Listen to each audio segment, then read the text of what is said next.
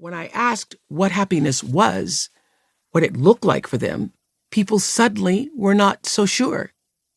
They'd hem and haw and finally say, losing X number of pounds, or having enough money to pay my bills, or my kids. I just want my kids to be happy. So they had goals or wishes, but they couldn't articulate what happiness looked like. Seldom did anyone have a real answer.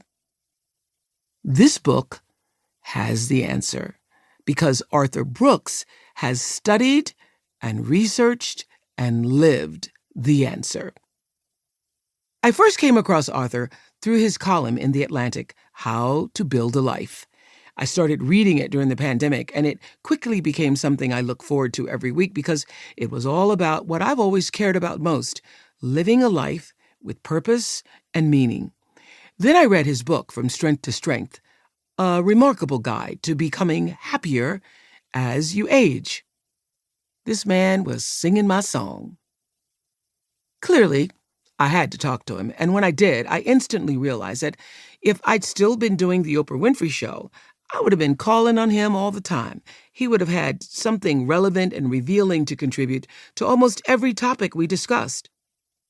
Arthur exudes a kind of confidence and certainty about the meaning of happiness that's both comforting and galvanizing. He's able to talk both broadly and very specifically about the very same things I've been talking about for years: how to grow into your best self, how to become a better human being.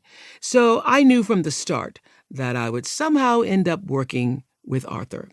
That somehow is this book.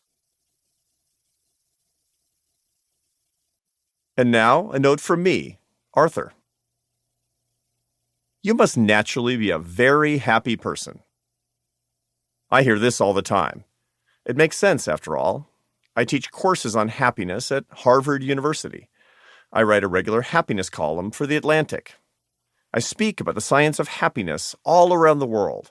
So people assume I must have natural gifts for happiness, like a professional basketball player must be a naturally gifted athlete. Lucky me, right? Well, happiness isn't like basketball.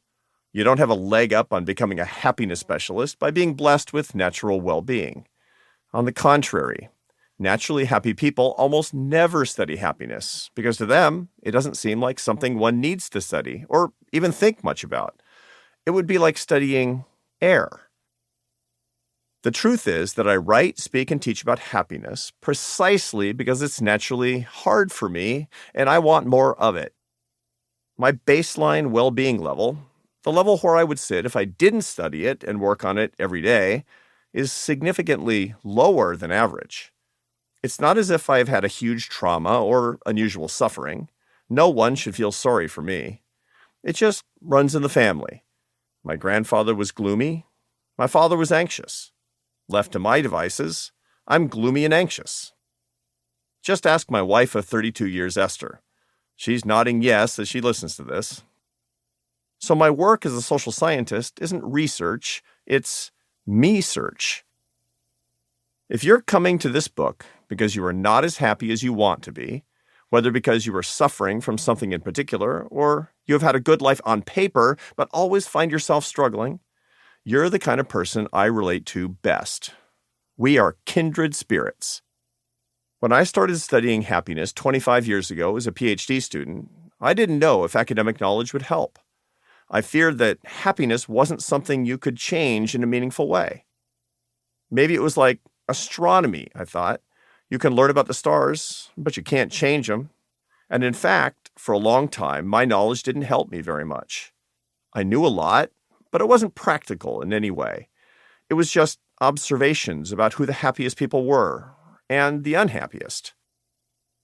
A decade ago, during a particularly dark and stormy time in my life, Esther asked a question that changed my thinking. Why don't you use all that complicated research to see if there are ways that you can change your own habits? Obvious, right? For some reason, it wasn't obvious to me at all, but I was willing to try. I started spending more time observing my well-being levels to pick out patterns. I studied the nature of my suffering and the benefits I likely derived from it.